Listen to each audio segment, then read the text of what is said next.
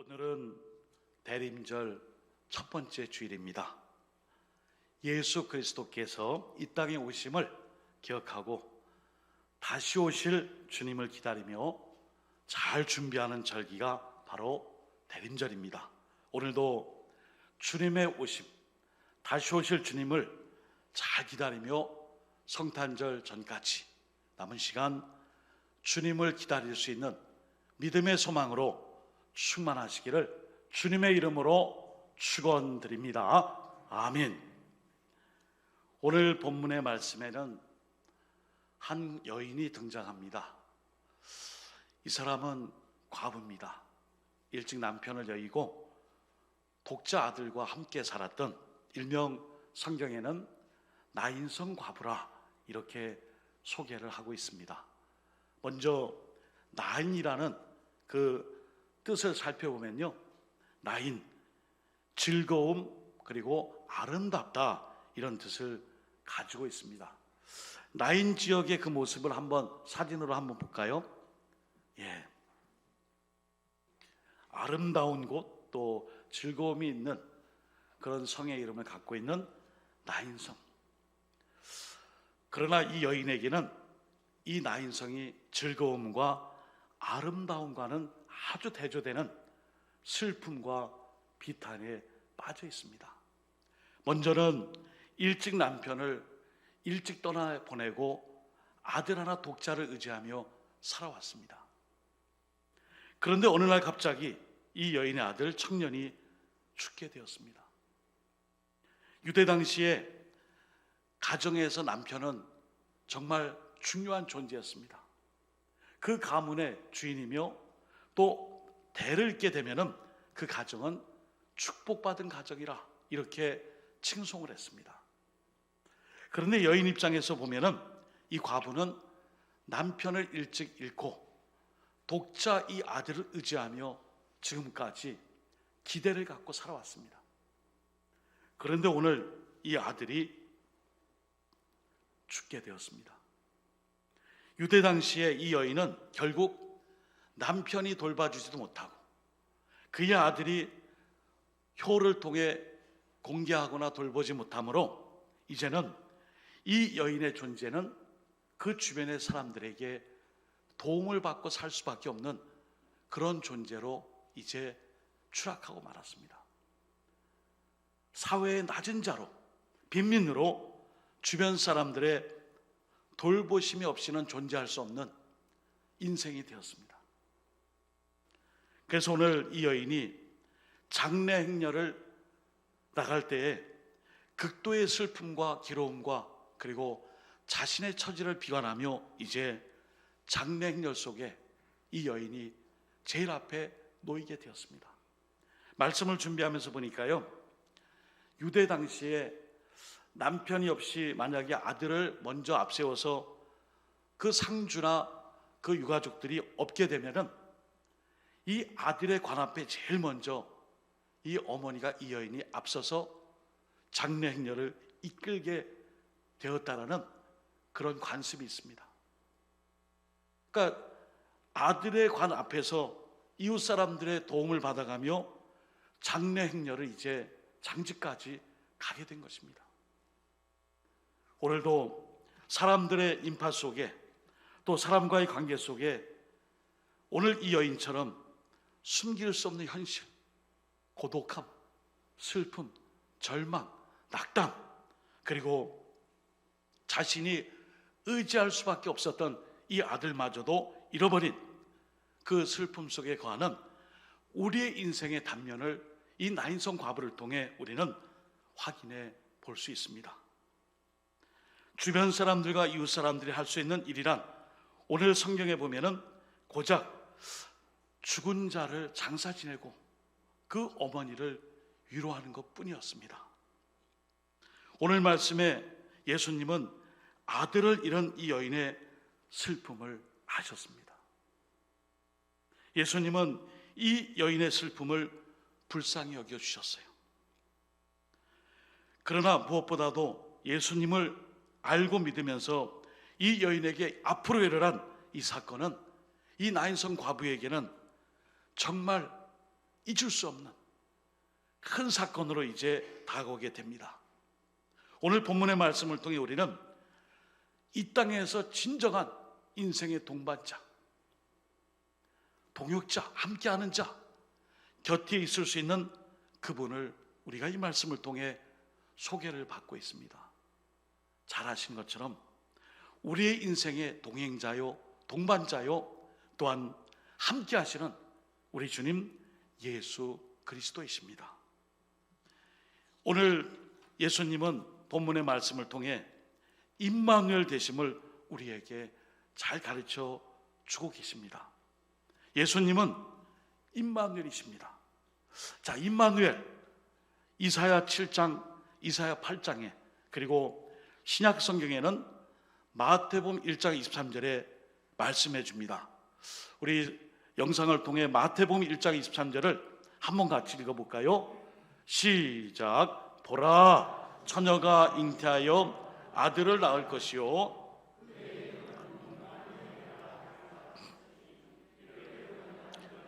하나님이 우리와 함께 계시다 함이라. 아멘. 임마누엘, 히브리어 말로 하나님이 우리와 함께 계시다. 할렐루야. 아멘.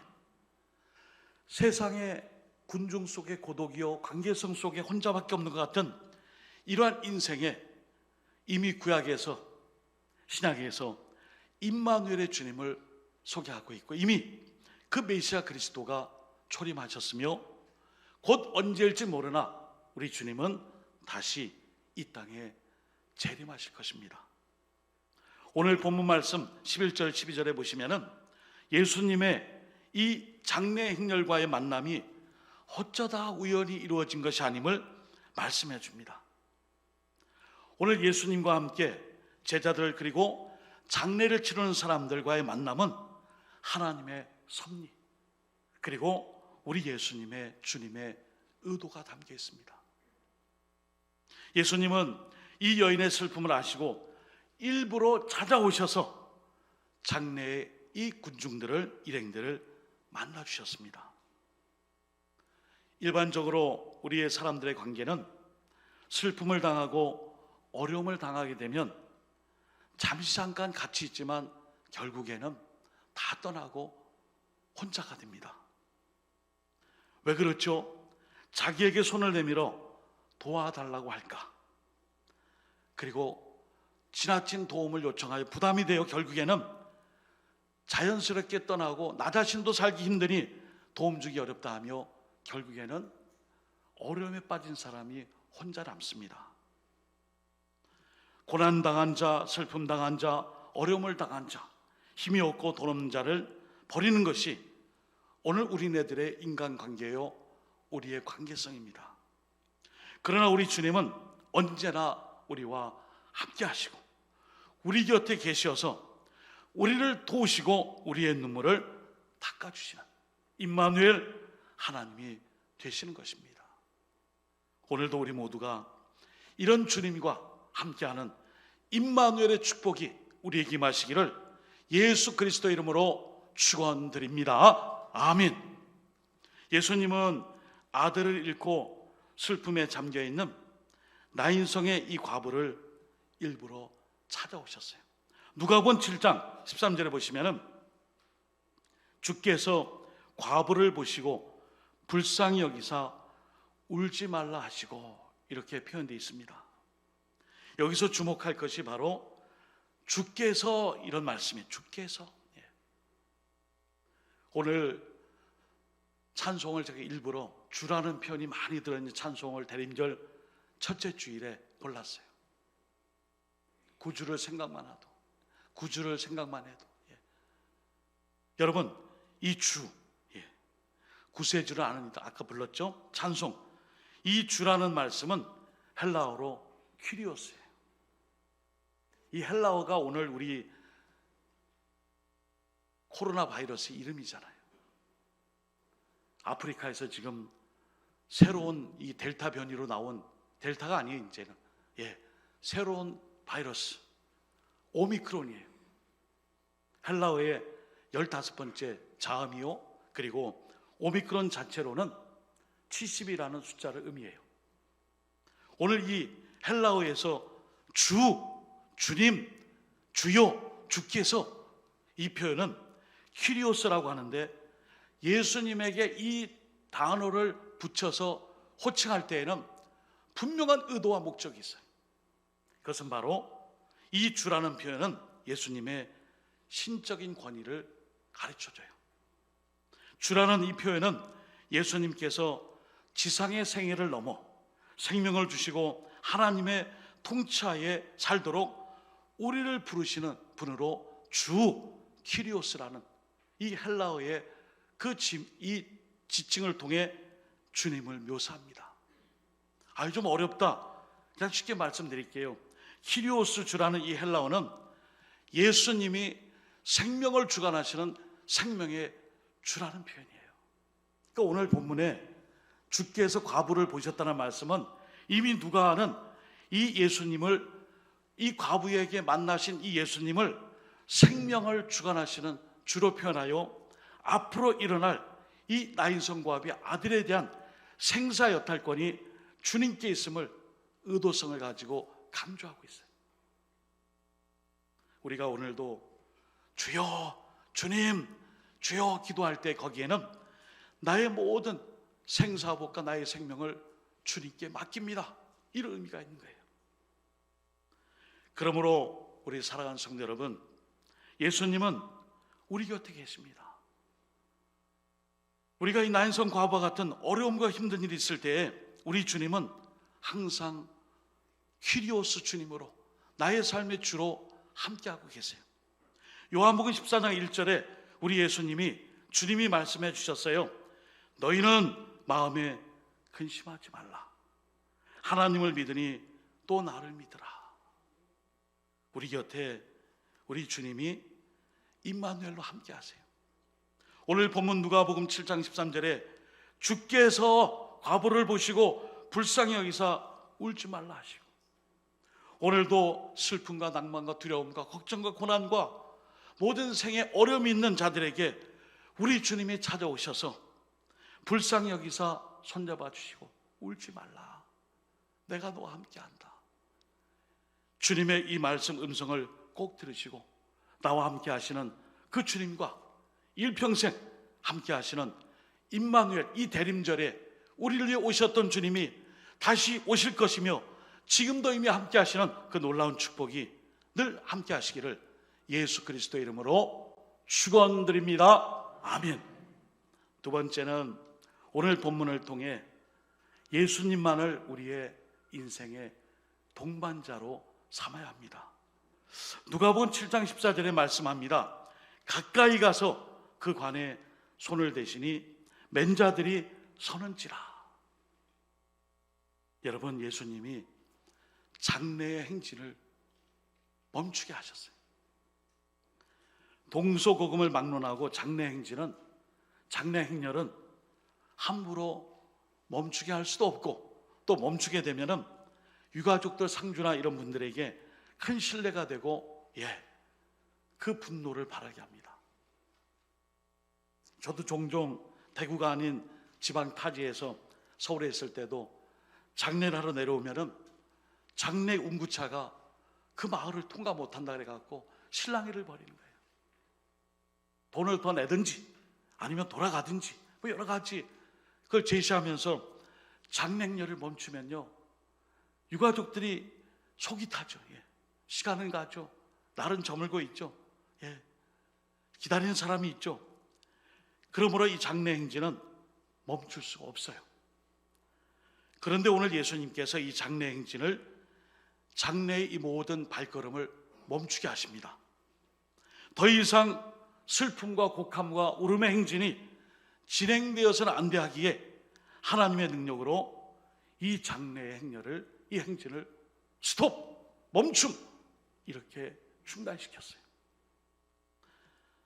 사랑하는 성도 여러분, 오늘도 죽음의 행진을 그치게 하시고 슬픔의 이 발걸음을 그치게 하시고 고독과 절망인 우리의 삶을 그 자리에서 멈추게 하시고 다시금 우리를 회복케 하시는 그 주님의 은혜가 오늘 우리 인생의 동반자로 함께 하십니다. 우리 노원교회에서 1:1 제자 양육, 이 양육 과정을 통해 일기 양육자 과정과 함께 일기 동반자 과정을 했어요.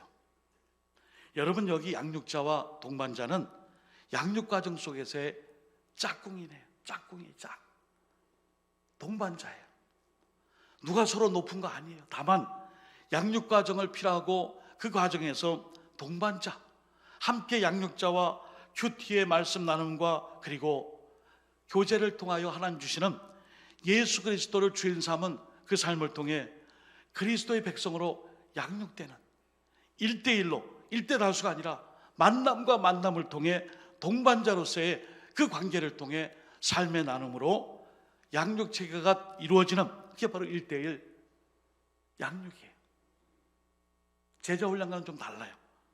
여기 동반자, 오늘 예수님이 우리의 인생의 동반자, 협력하고 도와주고 함께하고 삶을 나누고 슬픔을 같이 나누는 동반자로 함께 하시기에 그 장래행렬을 멈추셨어요. 성경에는 이런 일들이 많아요. 누가복음 5장 5절에서 6절, 시몬이 대답해 이르되 선생님, 우리들이 밤새도록 수고하였으되 잡은 것이 없지만은 말씀에 의지하여 내가 그물을 내리리이다 하고 그렇게 하니 고기를 잡은 것이 심이 많아 그물이 찢어지는지라. 아멘. 베드로가 먹고 살기 위해 밤새도록 그물을 던졌으나 헛수고했어요. 인생의 큰 절벽이에요. 이때 생초자인 생자백인 어부 같은데 저기 한번 그물을 좀 던져보세요. 고기 좀 잡힐 것 같은데요. 당신 누군데요?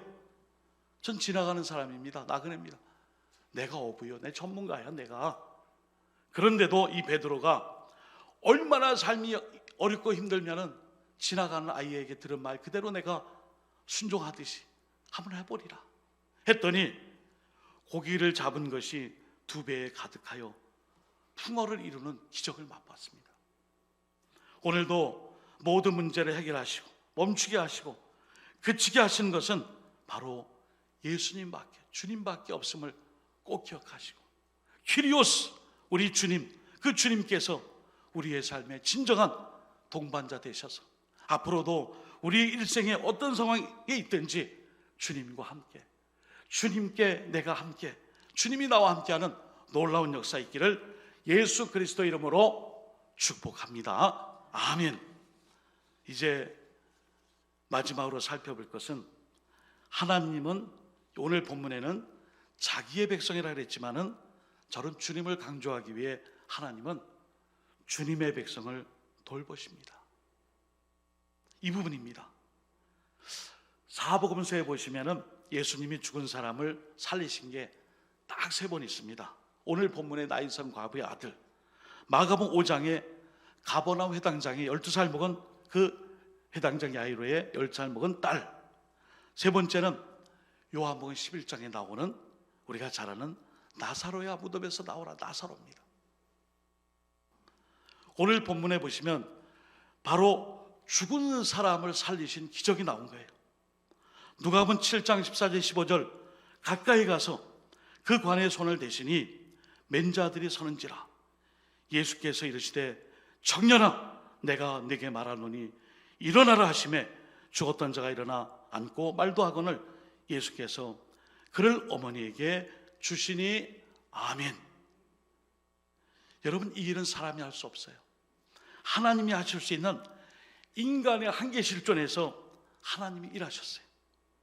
오늘 그래서 우리가 읽은 본문에 보시면은 14절 끝부분에 또 하나님께서 자기 백성을 돌보셨다 하더라. 이 돌보시는 게 뭘까요? 이 헬라어의 원뜻에는 이 돌보신다라는 말씀이 은혜로 함께 하신다, 은혜로 함께 하신다. 제가 읽어볼게요.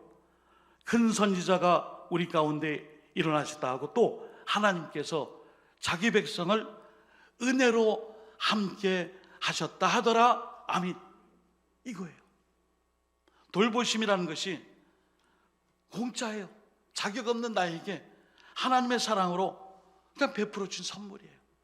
이게 돌보심이에요. 오늘도 우리가 하나님의 백성은 누가 돌봐요? 하나님이 돌보세요. 이걸 믿는 자는 오늘 14절 말씀에 청년아 일어나라.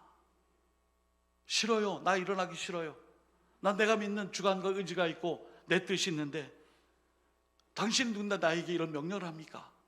그것이 아니라 은혜로 함께 하시는 주님의 음성이라면 제가 이 자리를 박차고 일어나서 주님을 따르겠습니다. 오늘 24절 말씀, 나의 백성들아 일어나라. 일어나서 기도하며 또 쉬지 말고 기도하라. 그러면 문제를 해결하시는 하나님이 너희 모두를 내가 돌봐주리라. 아멘.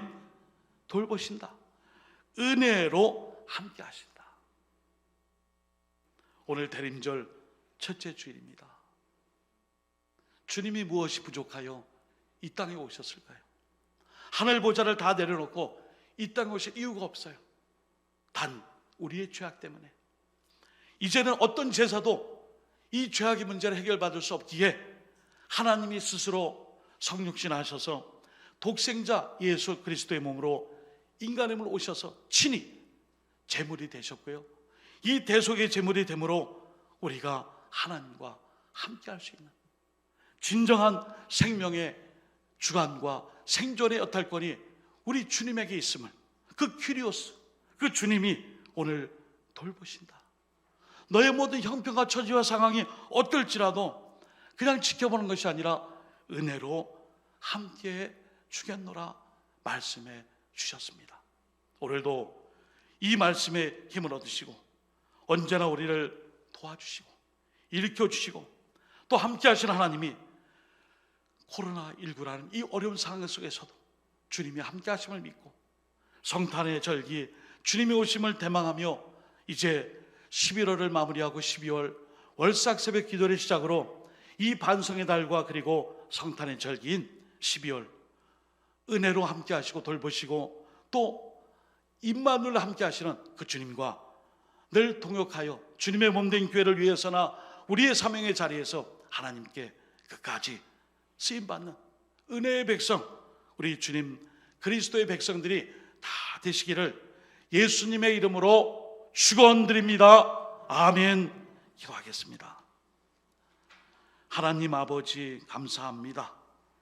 대림절 첫째 주일을 맞아 언제나 우리를 도와주시고 일으켜주시는 임마누엘의 주님이 함께 계심에 감사드립니다.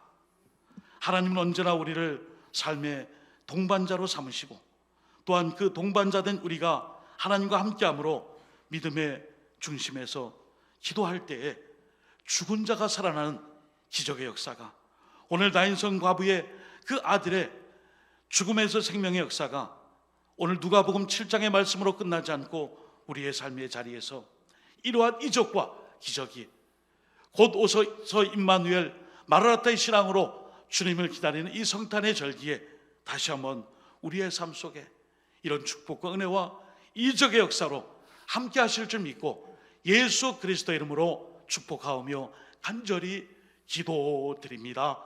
아멘.